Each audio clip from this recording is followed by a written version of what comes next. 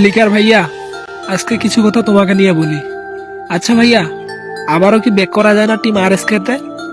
তুমি তো আমাদের সেই ইমোশন, যে কিনা হাজারো ছেলেদের স্নাইপার চালার কারণ।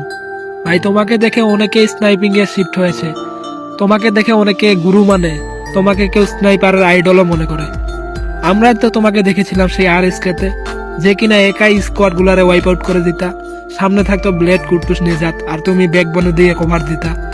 আমরা তো তোমাদের খেলা দেখেছি, আমরা জানি যে তোমরা এফএফডব্লিউএস খেলতে পারো না, সেখানে হেরে গেছিলে। তাই বলে তুমি ভাই টিম থেকে এইভাবে চলে যাইতে পারো না। যে কোনো ফ্যামিলিতে সমস্যা হলে সেই ফ্যামিলির সমস্যার সমাধান করতে হয়, ফ্যামিলি ছাড়তে হয় না ভাইয়া। আমি জানি যে তোমরা অনেকে নিজেকে নিজের দোষ দিছিলা, দোষ দেওয়ার কোনো মানে নাই ভাইয়া। সমস্যা হয়েছিল, সমাধান করা লাগতো। আমি জানি তোমাদের মধ্যে কোনো সমস্যা নেই, কোনো গন্ডগোল নেই। তুমি নিজ দ্বিধায় নিজ ইচ্ছায় টিম আরএসকে ছেড়ে দিয়েছো। আমরা তো ভাই তোমাকে এইভাবে দেখতে পারি না। আমরা তো তোমার ওই আগের মতো গেম প্লে দেখতে পাই না যে তুমি একাই স্কোয়াড খাও। এখন তুমি যে টিমগুলোতে খেলতেছো ভাইয়া, এখানে তো তুমি সেই সাপোর্ট পাইতেছো না, তুমি সেভাবে গেম প্লেও দিতে পারতেছো না। আমরা তো দেখি ভাইয়া, আমরা ফলো করি। তুমি কি আবারও ব্যাক করতে পারো না? আমরা চাই তুমি আবারও আরএসকে তে আসো।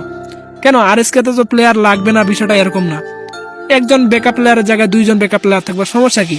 আমরা ভাই আবারও তোমাকে আগের মতো দেখতে চাই, তোমার সেই আগের গেম প্লে।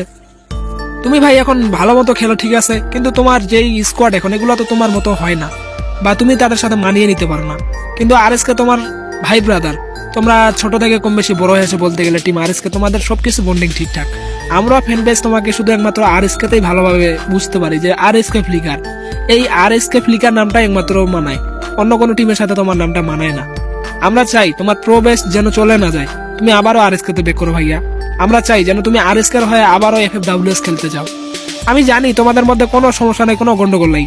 তোমরা যদি আবারও এক জায়গায় হও ভাই, আমরা হাজারো অডিয়েন্স এটার আশায় বসে থাকবো ভাইয়া, তোমরা এক জায়গায় হও। আমরা আবারও তোমাদের একসাথে গেম প্লে দেখতে চাই, প্লিজ ভাইয়া প্লিজ।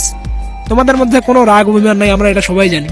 কারণ ব্লেড ফ্লিকার, নিজাত, কুটুস, তোমাদের আমরা জানি কোনো তোমাদের ভিতরে কোনো কিছু নেই। ভাই প্লিজ এক জায়গায় হয়ে যাও, এটাই রিকোয়েস্ট ভাইয়া।